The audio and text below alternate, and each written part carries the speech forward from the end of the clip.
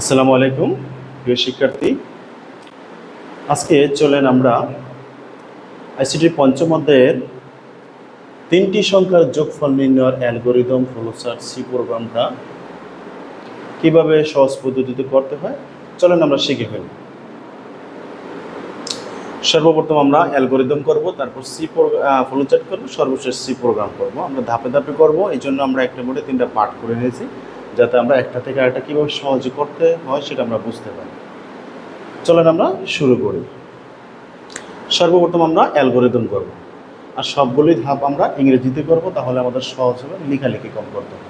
ওকে, আসেন অ্যালগরিদম ধাপ ধাপ লিখতে হয়, স্টেপ বাই স্টেপ। ওকে, সর্বপ্রথম আমরা লিখব স্টেপ 1। অ্যালগরিদম সবসময় স্টেপ 1 স্টার্ট দিয়ে শুরু করতে হবে। আমি প্রোগ্রামটা শুরু করি বাংলা, এটা ইংলিশ আমরা শুধু লিখবো স্টার্ট। বাংলা লিখতে হবে প্রোগ্রামটা শুরু করি। স্টেপ 2, এখান থেকে আমাদের অঙ্কের কাজ শুরু। প্রশ্ন বলছে কি তিনটি সংখ্যার যোগফল, যেহেতু আমাদের তিনটি সংখ্যার যোগফল করতে হবে, তাহলে আমাদেরকে কি করতে হবে, তিনটি সংখ্যা আগে ধরে নিতে হবে। আমরা তিনটি সংখ্যাকে আমরা ধরে নিলাম ইনপুট হিসাবে এ বি সি। আমরা এখানে এক্স ওয়াই জেডও নিতে পারি, পি কিউ আরও নিতে পারি, যে কোনো তিনটা সংখ্যা আমরা নিলেই হবে। তারপর 3 নম্বর স্টেপ 3, এখন তিনটা সংখ্যা যেহেতু যোগফল করতে বলছে, তার মানে আমাদের যোগফলের সূত্র লিখতে হবে। যোগফলের সূত্র হইল সামেশন। আমরা শুধু সাম লিখলেও পারি, আবার শুধু এস ইকুয়াল টু লিখলেও পারি। তিনটা সংখ্যা যোগ করতে হলে আমার কী করতে হবে, লিখতে হবে এ প্লাস বি প্লাস সি। তিনটা সংখ্যা আমরা যোগ দিয়ে দিলাম, এই আমার সূত্র হয়ে গেল। এখন আমরা এখানে যে কোনো মান বসাইলে আমার কি হয়ে যাবে, যোগফল বের হয়ে যাবে। 4 নম্বর ধাপে আমার কি হবে, রেজাল্ট বের হবে। চতুর্থ ধাপে আমার কি বের হবে, ফলাফল বের হবে, কি সামেশনটা বের হবে, যোগফল। তাহলে আমরা 4 নম্বর আউটপুটকে আমরা প্রিন্ট নামে লিখব। আউটপুটকে আমরা প্রিন্ট নামে লিখব, প্রিন্ট সামেশন সাম। এখন আমাদের রেজাল্ট যেহেতু বের হয়ে গেল, তার মানে আমরা প্রোগ্রামটা এখন শেষ করে দেব। শেষ মানে ইন্ট, অথবা আমরা স্টপ লিখব।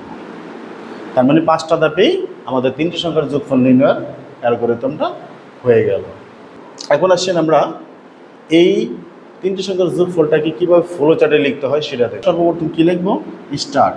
প্রোগ্রামটা শুরু করি, এখানে আমরা লিখলাম স্টার্ট। এখন ইনপুট এবং আউটপুট ওভাল চিহ্নের ভিতরে দিতে হবে। মনে রাখবেন ইনপুট এবং আউটপুট ওভাল চিহ্ন, এই ফ্লো চার্টের ফ্লো চিহ্নগুলো মনে রাখতে হবে। তারপর এখানে আমরা একটা এরো চিহ্ন দিব, মানে আমাদের এই ধাপ থেকে নিচের ধাপ যাচ্ছে। এরো চিহ্ন দিতে ভুল করবো না, অবশ্যই প্রতি একটা ধাপ থেকে আরেকটা ধাপ যখন যাবো আমরা একটা করে এরো চিহ্ন ব্যবহার করব। এখন আমরা তিনটা সংখ্যা নিব, তিনটা সংখ্যাকে আমরা কি নিয়েছিলাম, ইনপুট এ বি সি। এখন আমরা এই যে ইনপুট এবং আউটপুটকে সামান্তরিকের ভিতরে প্রবেশ করাবো। সামান্তরিক চিহ্নের ভিতরে ইনপুট এবং আউটপুট প্রবেশ করাবো। আমরা ইনপুটে তিনটা সংখ্যা নিয়ে নিলাম, এখন আবার একটা এরো চিহ্ন বসাইলাম। এখন আমরা তিনটা সংখ্যা কী করব, যোগ করব। তো যোগের সূত্র হলো কি, summation equal to A plus B plus C. প্রক্রিয়া চিহ্ন প্রসেসিং চিহ্ন, যেখানে আমরা সূত্রটা লাগবে প্রসেসিং, এখানে সবসময় আয়ত চিহ্ন দিতে হবে। তাই রেক্টেঙ্গুলার চিহ্নটা দেবেন যে জায়গায় প্রসেসিং হবে। এখন এখানে যদি আমরা এ বি সি এর মান বসাই, তাহলে কিন্তু আমাদের একটা যে কোনো রেজাল্ট বের হয়ে যাবে। যাই হোক, পঞ্চম ধাপে চতুর্থ ধাপে আমরা কী করবো, ফলাফলটা পাবো। ফলাফলটাকে আমরা কী লিখছিলাম, প্রিন্ট। আউটপুট লেখা যাবে না, প্রিন্ট লিখবেন, ঠিক আছে। প্রিন্ট কি আসবে, সাম। তাহলে আমরা বলছি ইনপুট আউটপুটের চিহ্ন এক, সামান্তরিক চিহ্ন। এখন আমাদের যদি ফলাফল বের হয়েছে, তাহলে আমরা কি করতে পারি, প্রোগ্রামটা শেষ করতে পারি। তাহলে এখানে আমরা কি লিখবো, ইন্ট, অথবা আমরা স্টপও লিখতে পারি। অবশ্যই একটা লিখবেন, দুইটা লিখবেন না। তাহলে আমরা কি বলছি, কি স্টার্ট এবং ইন্ট, শুরু এবং শেষের চিহ্নটা কী হবে, ডিম্বাকৃতির, ওভাল আকৃতি। দেখুন কত সহজে হয়ে গেল। এখন আসেন এই অধ্যায় সবচেয়ে কঠিন টপিক যেটা মনে করা হয় সি প্রোগ্রামটা। এটার জন্য অনেকেই এই অধ্যায়টিকে স্কিপ করে দেয়, বিশেষ করে যারা দুর্বল স্টুডেন্ট আছে আর যারা ভালো তারা আছে তাদের জন্য শুভকামনা রইল, তারাও ভালো করে করতে পারবেন আশা করি। এখন আসলে আমরা সি প্রোগ্রামটা করব। সি প্রোগ্রামও অত কঠিন না, একটু মন্দা বুঝলে সি প্রোগ্রাম দেখবেন একেবারে ইজি। হ্যাশ চিহ্ন দেবেন প্রথমে, তারপরে লিখবেন ইনক্লুড। এখানে একটা হেডার ফাইল দিতে হবে।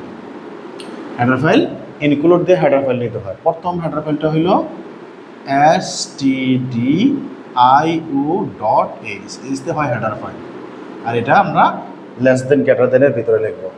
stdio উচ্চারণ করলে stdio হয়, আসলে stdতে হয় স্ট্যান্ডার্ড, আইতে ইনপুট, ওতে আউটপুট। .h, এইচতে হলো যে হেডার ফাইল, এটা একটা হেডার ফাইল। আমরা আরেকটা হেডার ফাইল নেই, তাহলে হেডার ফাইলের আগে কি একটা হ্যাশ চিহ্ন দিয়ে কী করতে হবে, ইনক্লুড কথা লিখতে হবে।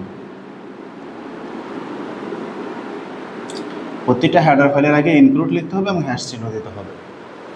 তবে সকল প্রোগ্রামে আমরা এই দুইটি লিখি। একটা প্রোগ্রামে আছে যেটাখানে আমরা ম্যাথ.h লিখি, দুইটা অঙ্ক সেটা প্রয়োজন পড়ে, এছাড়া এটি দিয়ে সবসময় লিখি CUNIO.h। এটা আরেকটা হেডার ফাইল। হেডার ফাইলগুলো মুখস্থ করে ফেলবেন। Hash include student H, hash include continued H, দুইটা হেডার ফাইলে আমরা সকল অঙ্কে ব্যবহার করব। তারপর দ্বিতীয় লাইনে লিখবেন মেইন, ফার্স্ট ব্রেকেট শুরু এবং শেষ করে দেবেন। এখন আমরা এখানে একটা সেকেন্ড ব্রেকেট দিব, 1 2 3 4। মনে রাখবেন এই 4টা লাইন প্রতিটা অঙ্কের শুরুতে লিখতে হবে। এই 4টা লাইন প্রতিটা অঙ্কের শুরুতে লিখতে হবে, এই জন্য ওই 4টা লাইন মুখস্থ করে ফেলবেন।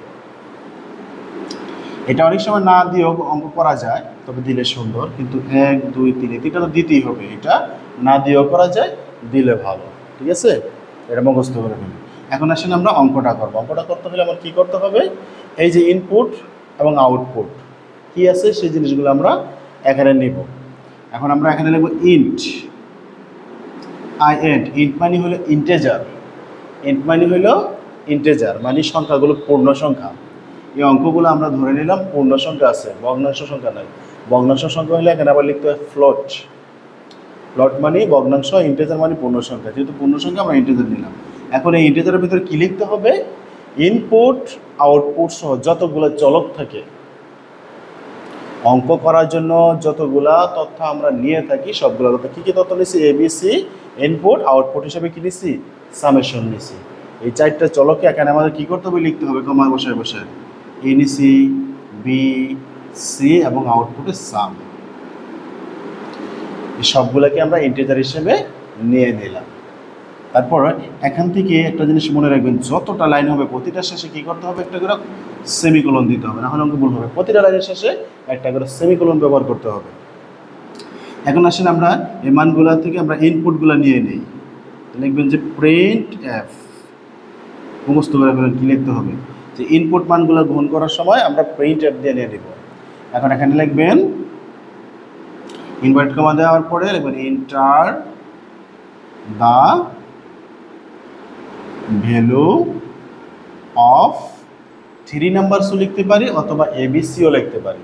3 নাম্বারসও লিখতে পারি অথবা ABCও লিখতে পারি। আমরা ABC লিখলাম, ABC। তারপর ইনভার্টেড কমাটা আমরা কী করবো, এখানে ক্লোজ করে দিয়ে আমরা এই ফার্স্ট ব্র্যাকেটটা ক্লোজ করবো। তারপর আমরা কী বলছিলাম, প্রতিটা লাইন শেষে এটা কী দিতে হবে, সেমিকোলন। এটা কিন্তু মিস করা যাবে না, আমরা এখানে আরেকটা সেমিকোলন ব্যবহার করলাম। এখন আসেন এই সংখ্যাগুলোকে আমরা ডিক্লেয়ার করব। এটি কি আমাদের পূর্ণ সংখ্যা নাকি ভগ্নাংশ সংখ্যা? ডিক্লেয়ার করার জন্য আরেকটা তথ্য নিতে হবে, সেটা বলে স্ক্যানএফ। এখানে আমরা ইনপুটগুলো নিলাম, সেই ইনপুটগুলোকে আমরা ডিক্লেয়ার করব কিসে, এই সংখ্যা কি পূর্ণ সংখ্যা আছে নাকি ভগ্নাংশ সংখ্যা আছে। স্ক্যানএফ লেখার পর আমরা ইন্টিজার নিছি, মানে পূর্ণ সংখ্যা হিসেবে আমরা ধরছি। তো পূর্ণ সংখ্যাকে প্রকাশ করতে হয় মডিউলাস ডি অথবা পার্সেন্ট ডি, মডিউলাস ডি অথবা পার্সেন্ট ডি। সেটাকে মডিউলাসও বলা যায়, আর মনে রাখার সহজের জন্য আমরা পার্সেন্ট ডি বলবো, পার্সেন্ট ডি। এখন পার্সেন্ট ডি কি, পূর্ণ সংখ্যা বিদায় পার্সেন্ট ডি, মনে রাখবেন। আর এটা যদি আমরা ভগ্নাংশ নিতাম, ফ্লোট নিতাম, তাহলে পার্সেন্ট এফ লিখতাম, মাথায় রাখবেন। ফ্লোট হইলে পার্সেন্ট এফ, ভগ্নাংশ সংখ্যা হইলে, আর যদি পূর্ণ সংখ্যা হয় পার্সেন্ট ডি। এখন পার্সেন্ট ডি কতগুলো নেবেন এটা কিন্তু মাথায় রাখবেন। অঙ্কের ভিতরে যতটা ইনপুট থাকবে, অঙ্কের ভেতরে যতটা ইনপুট থাকবে ততটা পার্সেন্ট ডি নিতে হবে প্রতিটা অঙ্কেই। তাহলে 1টা পার্সেন্ট ডি, 2টা পার্সেন্ট ডি, 3টা পার্সেন্টেজ বা মডুলাস ডি। এরপর এখানে একটা ইনভার্টেড কমা দিয়ে এখানে কমা দিতে হবে। তবে একটা জিনিস মনে রাখবেন, এই পার্সেন্টেজ যত যে থাকুক আর মাঝে মাঝে কিন্তু কমা হবে না। এটা আমরা অনেকে অঙ্ক করার সময় ভুল করে পার্সেন্টের ভিতরে কমা দিই। এখানে কোনো কমা দেওয়া যাবে না। ইনভার্টেড কমা দেওয়া শুরু করবেন, ইনভার্টেড সময় শেষ করবেন, পার্সেন্টেজ যখন শেষ হবে সেখানে একটা কমা দেবেন। তো 3টা লিখছে। এখন আমরা এখানে 3টা ইনপুট লিখবো। এই ইনপুট 3টা লিখবো। এই প্রতিটা ইনপুটের আগে একটা অ্যান্ড চিহ্ন বসাইতে হয়, অ্যান্ড এ। এখানে কিন্তু প্রতিটি কমাগুলো আবার ব্যবহার করতে হবে, অ্যান্ড বি। এখানে এই কমাগুলো আবার ব্যবহার করতে হবে, অ্যান্ড সি। তাহলে এখানে আমরা কি করব, ফার্স্ট ব্র্যাকেটটা শেষ করে দিব। এখানে কিন্তু আর ইনভার্টেড কমা হবে না। ইনভার্টেড কমা কিন্তু একবার দিয়ে একবার ক্লোজ করে দিছি, অনেকবার এখন ইনভার্টেড কমা দেওয়া এটা দেওয়া যাবে না, ভুল হয়ে যাবে। আর একটা কী কথা বলছি, প্রতিটা লাইন শেষে কী করতে হবে, একটা সেমিকোলন বসাইতে হবে, তাহলে কিন্তু অঙ্ক বল। তাহলে আমরা যেহেতু অঙ্কগুলো ডিক্লেয়ার করে ফেলছি যে 3টা সংখ্যা পূর্ণ সংখ্যা আছে, এখন আমার কী করতে হবে, 3টা সংখ্যার যোগফল নির্ণয় করতে হবে। তাহলে আমরা এই যোগফলের সূত্রটা লিখে দিই। কী ছিল, sum equal to A plus B plus C. তাহলে আমরা বলছি কি, প্রতিটা লাইন শেষে একটা সেমিকোলন দিতে হবে, আমরা সেমিকোলন বসাই দিলাম। এখন যেহেতু আমরা যোগফলের সূত্র লিখছি, তার মানে আমাদের এখন অঙ্কের মধ্যে যোগফল বের হয়ে যাবে, মানে রেজাল্ট বের হয়ে যাবে। রেজাল্টটাকে আমরা কী করবো, যে ইনপুটে যেরকম প্রিন্ট এফ লিখছি, আউটপুটও লিখবেন প্রিন্ট এফ। আর এখানে লিখতে হবে দা ভ্যালু মানে ফলাফল অফ পার্সেন্টেজ ইজ দিয়ে এখানে ইনভার্টেড কমা দিয়ে ক্লোজ করবেন। ইনভার্টেড কমা শুরু করবেন, ইনভার্টেড কমা দিয়ে এখানে ক্লোজ করে দেবেন। এখন রেজাল্ট কী বের হবে, আমার সাম বের হবে। এখানে লিখবো আমরা সাম। তাহলে আমরা কি বলছিলাম, সেমিকোলন কিন্তু প্রতি লাইনেই দেওয়া যায়, সেমিকোলন কিন্তু প্রতি লাইনেই দেওয়া যায়, মনে রাখবেন। এই উত্তরটা কিন্তু শর্টকাটও লেখা যায়। আপনি যদি এটার জায়গায় এই লাইনটা এইভাবে লেখেন, তারপরে কিন্তু হয়ে যাবে। এটা অনেক সৌন্দর্যের জন্য আমরা এটা লিখি। প্রিন্ট এফটা আমরা যদি আমরা এটার পরিবর্তে আমরা এইটাও লিখি, শুধু পার্সেন্টেজ সাম, এটা কিন্তু রাইট অ্যান্সার। তবে আমরা এটা লিখলে অঙ্কটা একটু সুন্দর হবে, এটা মাথায় রাখবেন। মুছে ফেললাম, একটু বোঝার জন্য লিখলাম। শুধু পার্সেন্টেজ লিখলে হবে। আর পার্সেন্টেজ দিলাম কেন, এখানে একটা পার্সেন্টেজ দিলাম কেন, আমরা কিন্তু আগে শিখছি যতটা আমরা তথ্য নেই ততটা পার্সেন্টেজ দিই। এখন থেকে উত্তরে কিন্তু আমাদের রেজাল্ট কিন্তু একটা বের হয়, তার মানে এই জন্য আমরা একটা পার্সেন্টেজ আকারে রেজাল্টটা পেলাম। কারণ তথ্যটা আমার কি, পূর্ণ সংখ্যা বের হয়েছে একটা, মানে একটা যোগফল বের হবে। যাই হোক, এখন কিন্তু আমাদের অঙ্ক শেষ। তাহলে অঙ্ক শেষ হলে কী করতে হবে, অঙ্ক এখন সমাপ্ত করতে হবে। সমাপ্ত করতে হলে এখানে ব্যবহার করবেন জি টি গেট সি এইচ দিয়ে যে ফার্স্ট ব্র্যাকেট এইভাবে আগে পরে দিয়ে দেবেন, ফার্স্ট ব্র্যাকেট আগে পরে দিয়ে শেষ করবেন। এখন আমরা কি করব, প্রোগ্রামটা এই যে ফার্স্ট সেকেন্ড ব্র্যাকেটটা শুরু করছিলাম, সেকেন্ড ব্র্যাকেটটা শেষ করে দেব। এই হলো আমাদের সি প্রোগ্রাম। আশা করি বুঝছেন। যদি না বুঝেন, এই অংশটা একবার দুইবার ভালো করে একটু বোঝার চেষ্টা করেন, দেখবেন বেলা ইনশাল্লাহ সি প্রোগ্রাম একবারে সহজ হয়ে যাবে। আর যেটা বলছিলাম যে এই দুইটা অংশ, এই অংশটা আর এই অংশটা আপনারা সব মুখস্থ করে ফেলবেন। আর ইনপুটে কী লাগে, প্রিন্ট, আউটপুটে কী লাগে, প্রিন্টে। আর সংখ্যা যেগুলো যখন আমরা ডিক্লেয়ার করবো স্কেলার, এটা মুখস্থ করে ফেললে অঙ্ক শেষ। আর তেমন কিছু নেই প্রোগ্রামে। যাই হোক, সবাই ভালো থাকবেন। পরবর্তী ভিডিও দেখার জন্য আমন্ত্রণ রইল।